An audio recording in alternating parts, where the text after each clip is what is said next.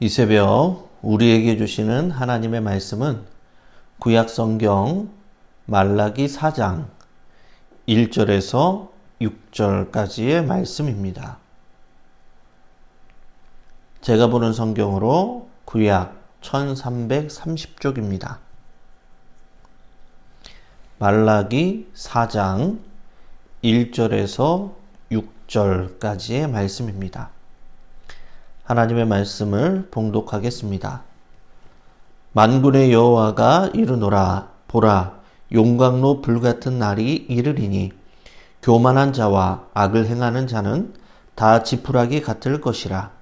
그 이르는 날에 그들을 살라 그 뿌리와 가지를 남기지 아니할 것이로되 내 이름을 경외하는 너희에게는 공의로운 해가 떠올라서 치료하는 광선을 비추리니 너희가 나가서 외양간에서 나온 송아지 같이 뛰리라. 또 너희가 악인을 밟을 것이니 그들이 내가 정한 날에 너희 발바닥 밑에 재와 같으리라. 만군의 여호와의 말이니라. 너희는 내가 호렙에서 온 이스라엘을 위하여 내 종 모세에게 명령한 법, 곧 율례와 법도를 기억하라. 보라, 여호와의 크고 두려운 날이 이르기 전에 내가 선지자 엘리야를 너희에게 보내리니 그가 아버지의 마음을 자녀에게로 돌이키게 하고 자녀들의 마음을 그들의 아버지에게로 돌이키게 하리라. 돌이키지 아니하면 두렵건대 내가 와서 저주로 그 땅을 칠까 하노라 하시니라.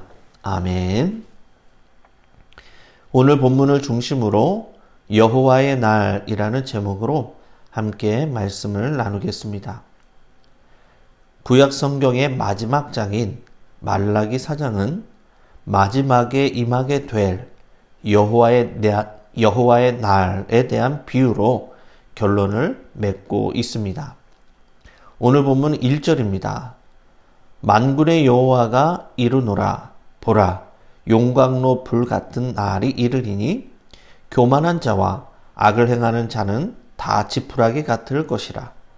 그 이르는 날에 그들을 살라 그 뿌리와 가지를 남기지 아니할 것이로되. 아멘. 말라기 선지자는 장차 오게 될 여호와의 날을 용광로 불 같은 날이라고 선포합니다. 성경에서 불은 주로 심판을 상징합니다. 창세기 19장에 악이 관영했던 소돔과 고모라 성을 유향과 불로 하나님께서는 심판하셨습니다. 그리고 복음서에서 예수님은 알곡과 쭉정이를 구별하여 쭉정이는 영원히 꺼지지 않는 불에 태우시겠다라고 말씀하셨습니다. 이처럼 불은 심판을 의미합니다. 그리고 불의 속성은 드러내고 분별하고 소멸케 하는 데 있습니다. 용광로와 같은 불 앞에서 모든 것들은 흔적도 없이 사라지게 될 것입니다. 일부 신학자들은 사랑과 자비의 하나님께서 어떻게 이런 엄중한 심판을 하실 것인가? 이런 심판은 결코 없을 것이다 라고 느슨하게 해석하는 신학자들도 있습니다. 그러나 성경은 우리에게 단호하게 선포합니다. 용광로의 불 같은 여호와의 날은 반드시 임하게 될 것이고 교만하고 악을 해가는 악인들의 그 뿌리와 가지까지 남기지 않고 모든 것을 태울 것이라고 선포하십니다. 악인들에게 있어 마지막 여호와의 날은 불같은 심판으로 임하게 될 것입니다. 그러나 하나님의 이름을 경외하는 의인에게는 공의로운 해가 떠올라 치료하는 광선을 비친다라고 말씀하십니다. 오늘 본문 2절에서 3절의 말씀입니다. 내 이름을 경외하는 너희에게는 공의로운 해가 떠올라서 치료하는 광선을 비추리니 너희가 나가서 외양간에서 나온 송아지같이 뛰리라. 또 너희가 악인을 밟을 것이니 그들이 내가 정한 날에 너희 발바닥 밑에 재와 같으리라. 만군의 여호와의 말이니라. 아멘. 말라기서의 당시 상황은 영적으로 캄캄한 암흑과 같았습니다. 예루살렘 성전이 재건이 되고 하나님을 향한 제사가 다시 이루어졌지만 제사장들과 레위인들은 타락하였고 하나님의 창고는 텅 비었습니다. 이런 암흑과 절망스러운 상황이었지만 하나님의 이름을 경외하는 자들에게는 공의로운 해가 떠오르고 치료의 광선이 비치며 회복이 될 것이다 라고 말씀하십니다.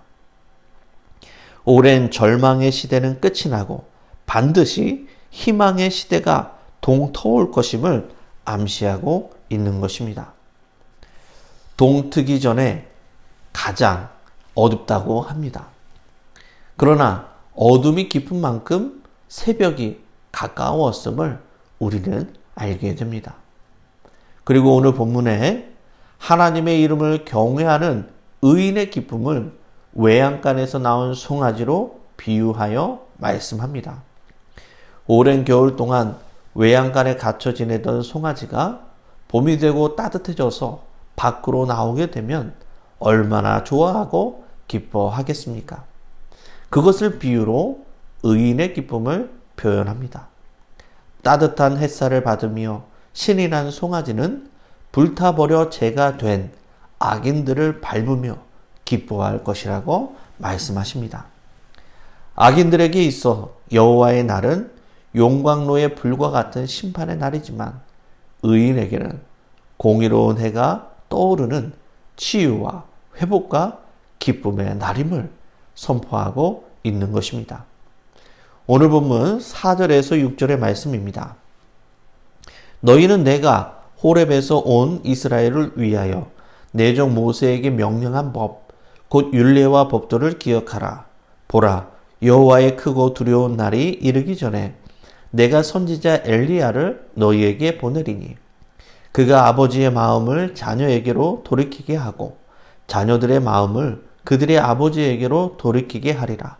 돌이키지 아니하면 두렵건대 내가 와서 저주로 그 땅을 칠까 하노라 하시니라. 아멘. 말라기 선지자는 여호와의 크고 두려운 날을 모세와 엘리야를 거론하며 마무리하고 있습니다. 모세와 엘리야는 구약 시대를 대표하는 선지자입니다. 그런데 두 선지자의 사역은 대조적이었습니다. 모세는 하나님 앞에서 이스라엘 백성들을 변호하고 구원하는 선지자였다면 엘리야는 이스라엘 백성들을 고발하고 징계하는 선지자였습니다. 모세는 하나님의 말씀을 전하고 가르치며 어리석은 백성들을 어떻게 해서든 약속의 땅으로 이끌었던 용서와 구원의 선지자였다면 엘리야는 이스라엘 백성들이 우상 숭배했다는 벌로 수년에 걸쳐서 땅에 비도 이슬도 내리지 않게 심판하였습니다. 그리고 하늘에서 불이 내리게 하여 바알과 아세라를 섬기던 자들을 한순간에 처단했던 심판의 선지자를 의미합니다. 하나님은 모세를 통해 주신 율법을 기억하라 라고 말씀하십니다. 그러므로 이스라엘 백성들에게 회개의 기회를 주십니다. 그러나 이 회개의 기회는 영원하지 않을 것입니다. 하나님께서는 다시 재앙과 심판의 선지자인 엘리야를 보내실 때가 곧 오게 될 것입니다. 말씀을 정리합니다. 하나님은 말라기 선지자를 통하여서 이스라엘 백성들과 긴 논쟁을 하셨습니다. 이는 그들이 잘못을 깨닫고 돌이켜서 회개하기 위함이었습니다. 하나님의 징계와 벌이 영원한 심판과 멸망이 아니라 치유와 회복에 있음을 기억하고 선하신 하나님을 끝까지 믿을 수 있는 성도님들이 되시기를 바랍니다. 돌이킬 수 있는 회개의 기회, 은혜의 시대는 곧 끝이 나고 연단의 시대, 심판의 시대가 곧 오게 될 것입니다. 하나님의 이름을 경외하는 의인에게는 여호와의 날이 회복의 날, 위로의 날, 소망의 날이 될 것입니다. 그러나 악인들에게는 크게 두렵고 떨리는 심판의 날, 재앙의 날, 멸망의 날이 될 것입니다. 신구약 중간기인 400년이 지나고 예수님께서는 이 땅에 오십니다. 그리고 이 땅에 오셔서 죄와 어둠과 사망을 심판하시고 하나님의 나라의 복음을 전하시며 택함 받은 많은 영혼들을 구원하셨습니다. 2000년 전에 아기 예수로 오신 예수님께서는 반드시 여호와의 날에, 용광로의 불과 같은 날에, 크고 두려운 날에 하늘 구름을 타시고 영광 중에 다시 재림주로 오게 되실 것입니다. 그 마지막 여호와의 날이 크고 두려운 심판과 재앙의 날이 아니라 위로와 소망과 회복의 날이 될 수 있기를 주님의 이름으로 간절히 축원합니다. 기도하겠습니다. 은혜로우신 아버지 하나님, 마지막 여호와의 날이 악인에게는 크고 두려운 심판과 재앙과 멸망의 날이지만 우리 믿음의 사람들에게는 위로와 소망과 회복의 날이 되게 하여 주시니 감사를 드립니다.